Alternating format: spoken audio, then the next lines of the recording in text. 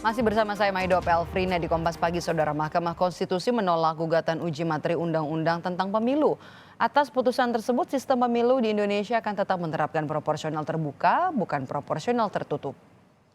Dalam kesimpulannya, MK menegaskan pokok permohonan mengenai sistem pemilu tidak beralasan menurut hukum untuk seluruhnya. Putusan ini diwarnai pendapat berbeda atau dissenting opinion dari satu hakim, yaitu Hakim Konstitusi Arief Hidayat. Sebelumnya ada 6 pihak yang mengajukan gugatan ke MK pada November 2022. Mereka berharap MK mengembalikan sistem pemilu ke proporsional tertutup.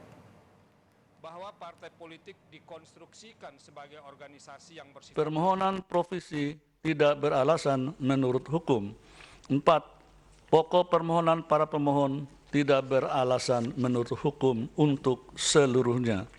Berdasarkan Undang-Undang Dasar Negara Republik Indonesia tahun 1945 dan seterusnya, amar putusan mengadili dalam provisi menolak permohonan provisi para pemohon. Dalam pokok permohonan menolak permohonan para pemohon untuk seluruhnya.